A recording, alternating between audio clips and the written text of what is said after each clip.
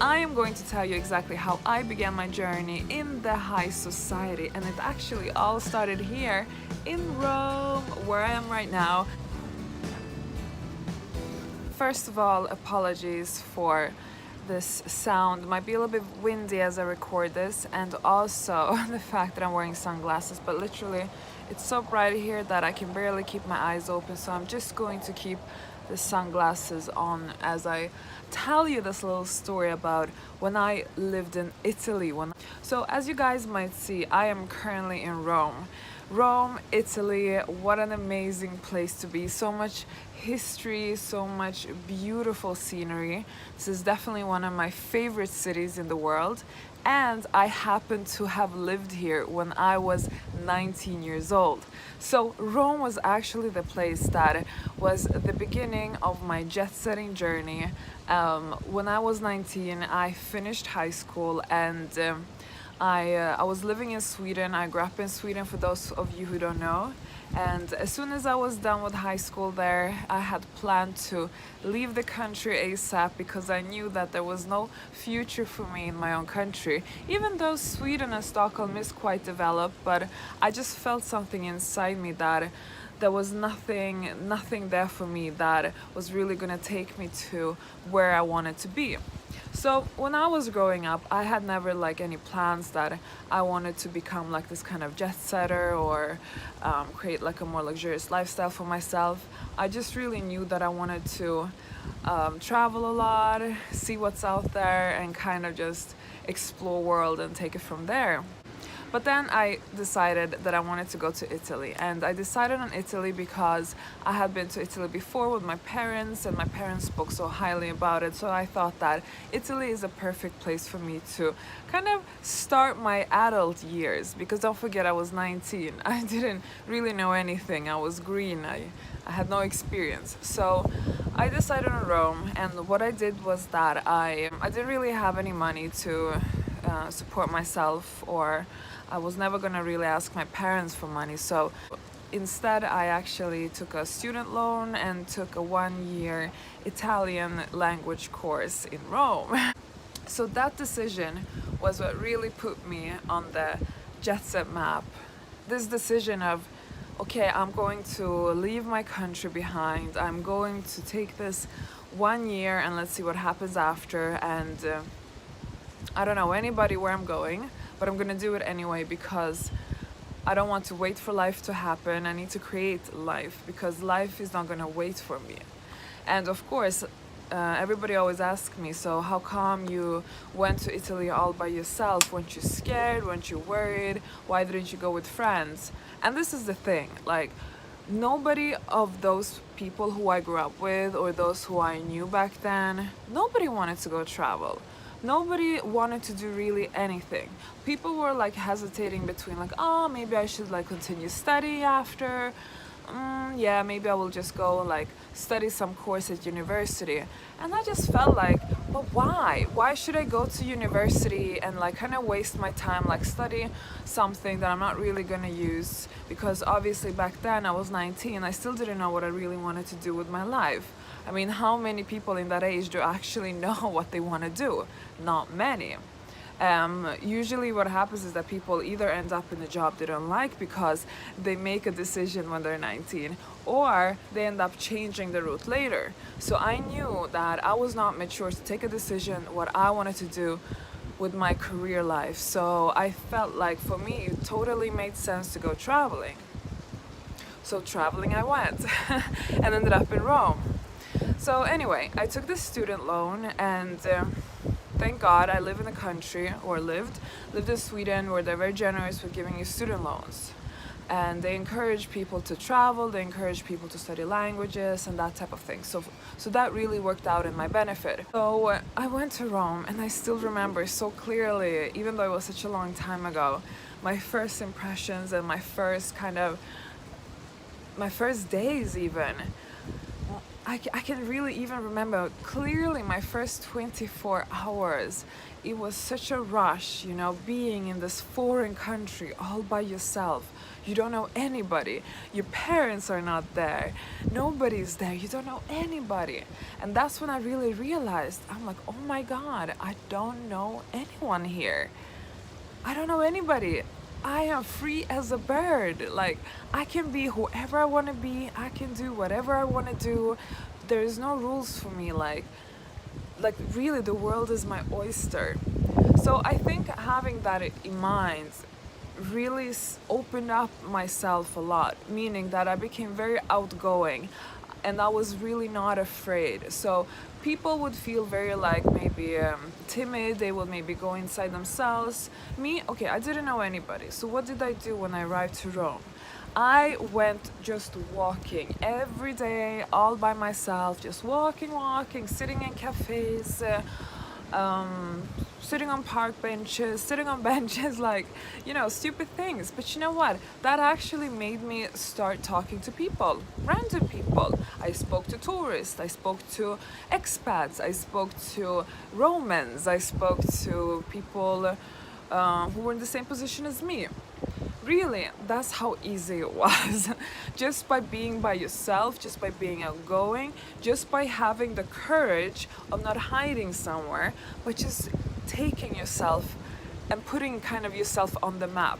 So that was my first beginning in Rome. That was like my baby steps. And thank God for those baby steps, because I did make friends after like 2 weeks. After 2 weeks in Rome, I already had loads of friends to go out with. I even made a few friends in my school, in my language school. But, you know, it was just like a domino effect. You walk around, you go to a few places, even if it's just by yourself, you start talking to people or people start talking to you. And if you are not rude, if you don't have bad energy, if you're not a closed, boring person, then you will attract people. And that's really what happened for me, and that's what really put me on the map in Rome. Even when I was 19 years old, zero experience, no plan, all by myself, and it worked out. And I met so many friends, and not only that did I make so many friends, it was the beginning of my path towards what I teach to you right now: luxury lifestyle, jet setting. I had no plan whatsoever that I was gonna, you know, become a jet set babe or try and like social climb and try and meet wealthy people or meet a wealthy man or anything. I had zero plans like that at all. I was a bit naive, I was a bit innocent, and for me it was just all, let's see what happens. And I was more of a yes sayer than a no sayer. So I think that kind of helped me a lot as well. So of course, what happened? Well, I made a few girlfriends, not really Italian girlfriends, because Italian girlfriends, they tend to not really want to socialize too much with the foreigners. So I made a lot of expat friends, girlfriends. There's a lot of American girls in Rome, so I made friends with them. There's a lot of language students here, so I made friends with those. Those became my friends. A lot of international people, girlfriends, male friends. I actually made a lot of Italian male friends, but looking back at it, listen, I'm not really sure they were really my true friends, male friends. I'm sure they were just like hitting on you, but you're not really realizing it. I made some friends to be able to you know, go out and party a little bit, and that's what I did. You know, I went out to the clubs almost every day. I know, but I mean, listen, I was 19. What does a 19-year-old want to do? Of course, go out and party. And back then, I didn't used to drink any alcohol, but I used to love to dance. So I used to go out to all the clubs and dance and just like really enjoy myself and never drink. So I lost so much weight. I think I've never been more skinny than when I used to live in Rome. I was so skinny. So I used to be out in these clubs every night, and also that makes you start getting to know people. I started to get to know like people who work in the nightclub industry, and I actually started working a little bit myself at these nightclubs with like doing hostessing. So that really brought in some spare income, which I was like super happy about. But at the same time, it also made me get this opportunity to meet people. And I guess I always had this instinct that I really enjoy being surrounded with wealthy people in luxurious settings, perhaps living a luxurious lifestyle. So as I was in Rome, I kind of seeked myself naturally towards that direction. I wanted to go towards where the classy people were, where the elegance were, where people were well dressed. I didn't want to go towards the people or the crowd where people were like drinking beer and sitting on the pavements, you know what I mean? I really wanted to have a more of a classy experience. So subconsciously, even though I was only 19 years old and didn't know that much about life, I still seek that out. So I started to go to these type of places in Rome, and as you go there, you know, you're a woman and you're young and you're outgoing and you're having a good time, and you know that puts attention on you. And if you have a good good vibe about yourself, people notice you. And that's when I met my first boyfriend in Rome, a very rich kid, come from a very high-end old money family. So I met him in the nightclub, and we were just like, I think we met around the bar or something. We just started talking to each other, and he was very like handsome, good looking. You could see for miles that he had money, but like I wasn't really paying so much attention to that. I was very innocent back then. I'm still innocent, by the way. No, but now I just have more experience, so I kind of know the game better. But back then I didn't really care. But so we started seeing each other, and we had an amazing time together. And he was really the one who opened up the doors for me towards the jet set life, towards the luxury lifestyle. He showed that world to me because I didn't really know anything about that world before. Of course, I had experienced a little bit of that in Sweden before I moved abroad, but other than that, I was foreign to it. I was like a new kid on the block, without a plan, you know. So he really took me under his wing. We did so much fun together. We traveled together. We were like inseparable, you know, in the beginning, and it was like an amazing time. It was like truly a super nice Italian romance, and I still like look back at it with a smile, but he really showed me that world. He introduced me to so many of his, you know, wealthy friends, and we went to some really amazing places together. And I was like, wow, this world is amazing. This world is crazy. And he was really taking good care of me. He was spoiling me with gifts. He was treating me really well. A true gentleman, even though he was more or less my age. I mean, I was 19 and I think he was 22. But he was educated on that level that for him it was second nature, you know, because he comes from a family like that. So after having had that treatment, I really understood that, okay, this is pretty good, and it's gonna be difficult for me to go back to something else after. So that was actually what was really the beginning of how I became who I am today. And what I mean by that, who I am today, is that a person who has an interest in the finer things in life, a person who knows that I can achieve a certain level of lifestyle, and a person who actually goes for that. And you know what, the reason why I teach women about this and why I want to encourage more women to kind of help themselves in this world, and if they are inclined towards the finer things in life, then just go after that. Because the truth is, it is accessible to everybody, but not everybody is going to go after it.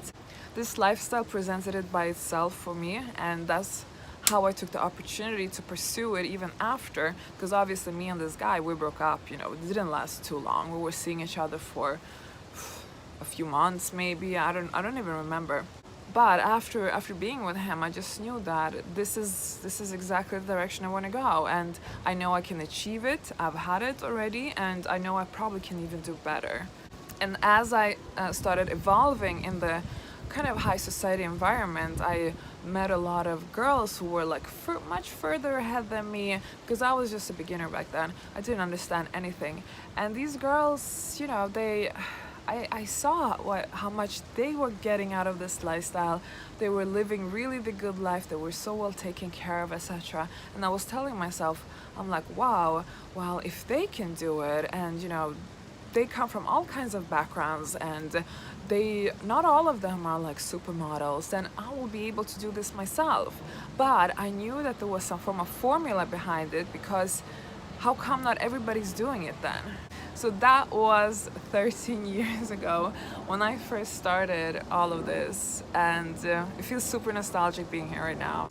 So the whole point with this story is that I really want to encourage people to go outside their comfort zone and change countries if necessary.